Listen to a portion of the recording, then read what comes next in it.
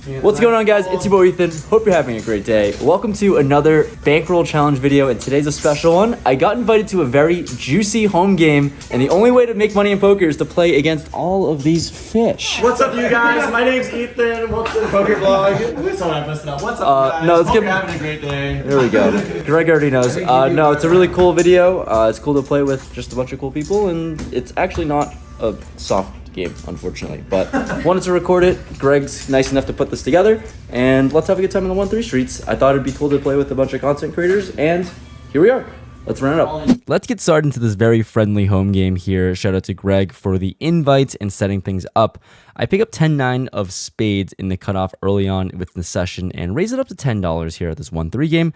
The button to my left, 3 bets to $50, immediately facing some hostility, and when action folds to Greg and he cold calls from the small blind. All right, that's a very interesting spot here. So yeah, for $40 more with a very fun hand to see a flop with, I guess we're gonna go for it. I make the call for 40 more, and we're off to a flop of King 10 high, all diamonds. Not the flop I'm looking to see with 10-9. Action checks to the button, who goes all in for $104 total. Greg snap calls. All right, 10-9. All right, yeah, I got the message. I got the memo. It's not good. I fold. We see that Sashimi on the button has pocket queens, and Greg has aces. What a cooler spot, and shout out to Greg for just flatting with the aces there and suckering in an extra $40 out of me. We're off to a run out, and the river is a 10. Wow, hypothetically, not a fun sweat, because I would have won it all by rivering trips and would have cracked queens and aces, but oh well, that's the first hand of the session, and we lose $50 here. But moving on, I have ace-8 offsuit in the big blind. There's an undergun raise to $10. Hijack makes the call, and for $7 more, why not see a flop? I make the call, and the flop is 8-5-3-2 hearts. This is when I am knee-deep in tournament mode, and this is a flop that I can sometimes lead on, and I think I have a really good candidate to do so. So, I don't know, top pair, top picker on a board that favors the big blind. I lead out for $20. The undergun player folds, but Greg makes the call. We're off to a turn now, which comes a deuce, another card that shouldn't really change a whole lot. I decide to bet again for value here for $50, and Greg once again makes the call. So definitely trying to get my money back here in this hand from the first one. We're off to a river, which comes a queen. Card over my pair shouldn't change anything, and it might be a little bit thin to bet for value for another time, but I decide to go for it. It's all about thin value bets, and for $100, let's see if I have the best hand. And Greg hems and haws before deciding on a fold, folding face up, pocket sixes here, so maybe a little thin, but nice to have the best hand the whole way.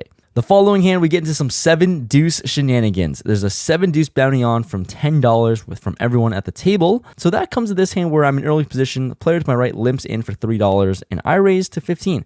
Action folds to the limper, and he makes the call for $15, and we're going to a flop of 7-4 deuce.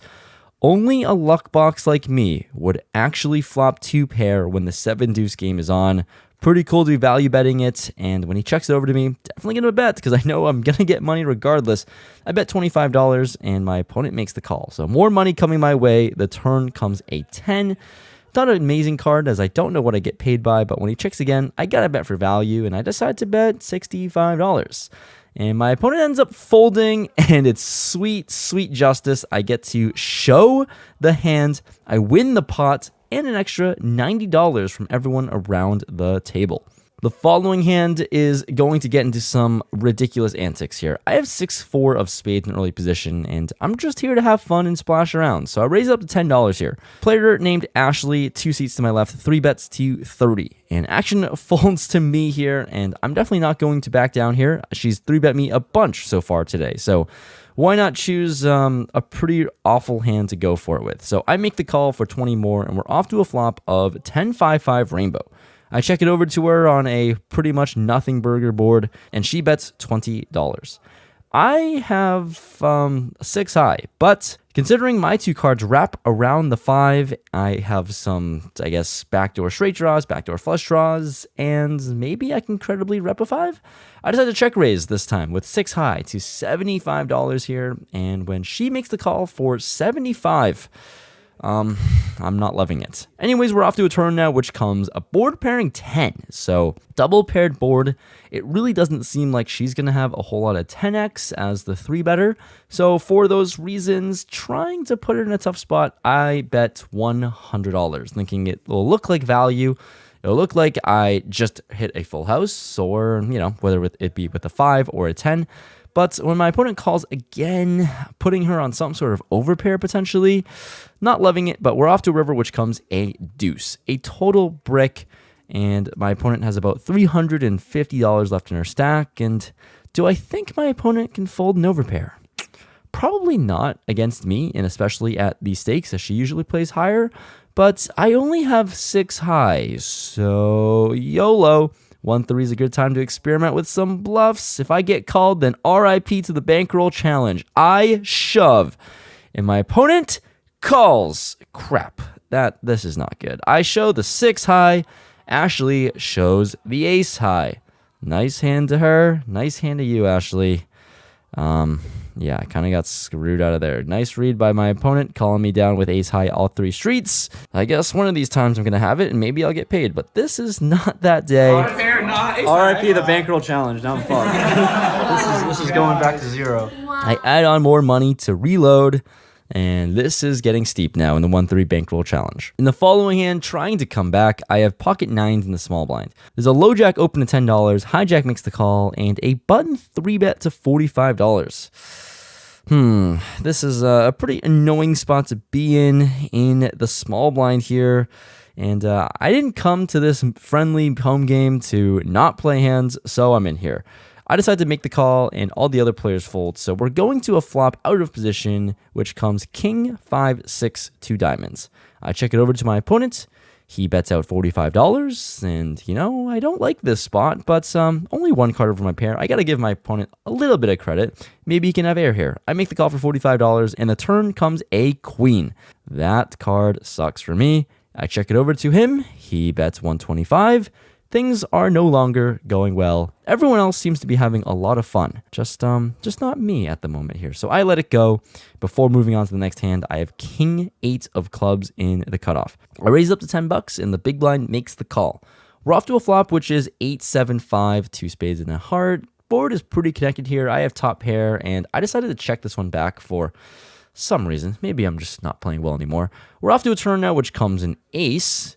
So that's not great. When she checks it over to me, I decide to go for value because I wanted to check the flop. I don't know what's going on. There's 2 flush draws on the board, I guess. Anyways, I bet $15 and I get check raised to 40. Yeah, that's always fun. For one reason or another, I decided to call here. In hindsight, while I'm doing this commentary, I can't really make sense of it. But I guess I'm just splashing around in this 1-3 game. I make the call, and the river comes the 6 of spades. Yep, I lose to almost everything. Action luckily goes check, so I don't put any more money in the middle, thank goodness. And I lose to ace 10. So played this hand quite poorly. So roast me, please, because this was a much butchered hand. Speaking of butchered hands, I guess bad play leads to more bad play, because this one you want to pay attention to. I have queen 8 of spades in the small blind. We have an under the gun open. Branson, shout out to him. He's a buddy of mine. He raises it up to $15. Action folds to me. I am clearly stuck. I should be folding this, but I want to gamble. So I make the call in the small blind here, and the big blind folds. We're off to a flop, which comes 9, 7 deuce to spades. I flop a flush draw and a backdoor straight draw. I check it over to my opponent, and he bets $10. And I'm already stuck so much money. I have a flush draw. Let's just play high variance. Why not? I decide to check raise to $40 here, and oh my freaking god, Branson decides to 3-bet to 100. Oh man, what did I get myself into? How does he have a strong hand on this board? My opponent is playing with like $300 to $50 behind this $100 raise. So, I mean, if I make the call for 100 here, the SPR will be pretty low. So, all right, RIP to this bankroll challenge. If I lose this hand, then I am deleting the footage. Just kidding, but it's certainly going to take a big hit here.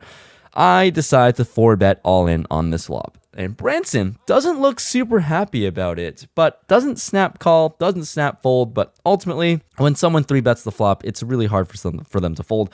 He makes the call with 7 deuce. He has 2 pair with the 7 deuce game on. Cue the audio here because everyone at the table is rooting for a spade since the bounty is on. If 7 deuce holds, everyone on the table owes Branson $10, and I give him my entire stack. The sweat is amazing. Oh! What the hell? Come on, spades! Branson, I'm ready. Come on, no! Spades! Spades! Spades! Spades! 8! Queen! Spades! Queen!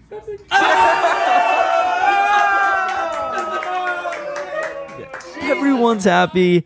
I'm glad. So all of a sudden, yeah, everyone's cheering because I saved them all $10. I'm cheering because I just made a couple $100 playing like an absolute donkey. Just another day in the Luck Box life. Like I said, I would have deleted this footage in this entire session if if I lost this hand, but long lives the bankroll challenge and the footage stays up.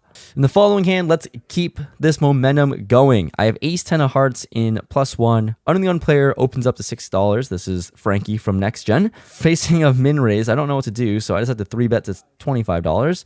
Action folds are back to him, and he makes the call. We're going to a flop of 10-9 deuce rainbow, so top pair, top kicker. He checks it over to me, and I really don't know what my opponent can hold here, but with top pair, top kicker, I decide to bet a large amount of $50. For $50, he makes the call, so looks like he hits something. Turn comes the 3 of clubs, brings in a backdoor flush draw, and when he checks again, definitely got to expect that my hand is ahead. So I bet one more time to 125.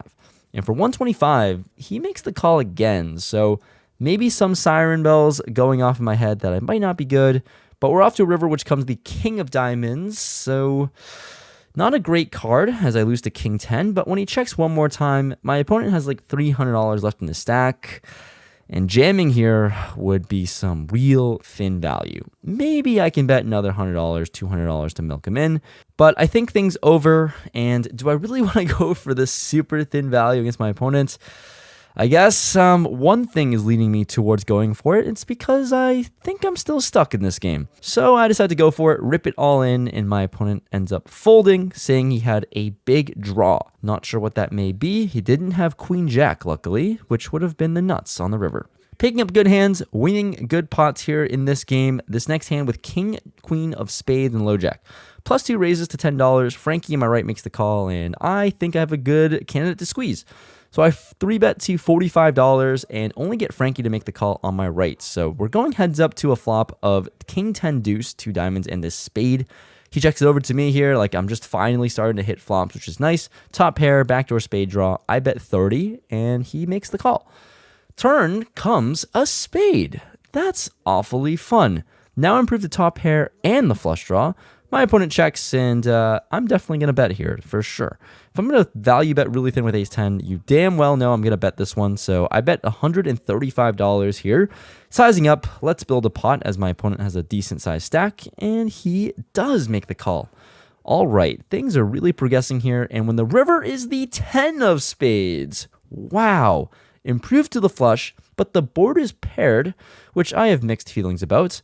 Anyways, my opponent checks with somewhere between $400 to $600 in his stack. I personally don't know because I'm really bad at counting out chips, I guess. But there's only one move here, and it's going to be all of it. Even though there's a full house possibility, I improve to a flush, and I've got to try to get the max. So I go all in, and he calls. I don't know what he has, but I have the king high flush, and he then shows over jack 9 of spades. Oh my goodness. Flopped a gutter, turned a combo draw, rivered a worse flush. So that is an insane cooler. And unfortunate to Frankie here as I stack him. It's always nice to be on the right side of the cooler, especially when you're doing a bankroll challenge. So this is a really big pot to win, and all of a sudden, I think I've climbed out of the hole that I dug myself earlier on in the session. For one of the last interesting hands of the night, we are ending it off in no other than a PLO double board bomb pot.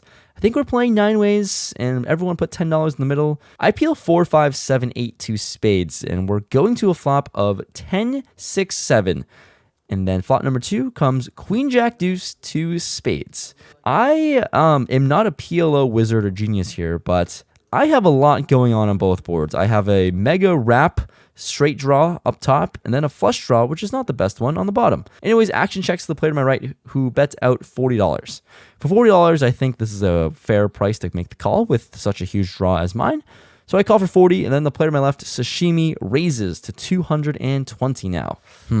Action folds around to me quickly, though, and I look at her stack. She has about $80 behind, so for only $300, essentially, I think this is a hand or draw that I'm going to go broke on. I really only have 8 high, which isn't a whole lot, but I don't know. Let's just gamble here. I decided to put her all in, and my opponent makes the call really quickly. What's unfortunate about her hand is that she has pocket jacks and 3s, a set on the bottom board, and a 3 to block some of my straight outs. Oh no, that's unfortunate, but let's go to a run out, and it comes brick, brick, brick, brick. I hit nothing. She scoops the whole pot. I double her up for a full 300 plus whatever was in the middle. And yeah, shortly after this hand, we call it quits. We're going to go have some dinner, and we're going to the outro where things might get a little ridiculous with a few drinks in us, and Greg goes all in. All right, thanks, Greg. That was a really fun home game. Folks, it was a really wild session. We were in for $1,600, out for $1,820, giving us a profit of $220. Peace. Thanks, shout out to Greg. I don't need you to shout me out. Thanks I to just Greg need you to tell him to for subscribe to me. Fun times, good people. Game was fun. Greg went over their numbers. It's nice to crawl out of the hole. Fantastic. Can have a good time, good night away from poker. So we'll do that. Thanks so much for watching. I'll see you guys next time. Peace.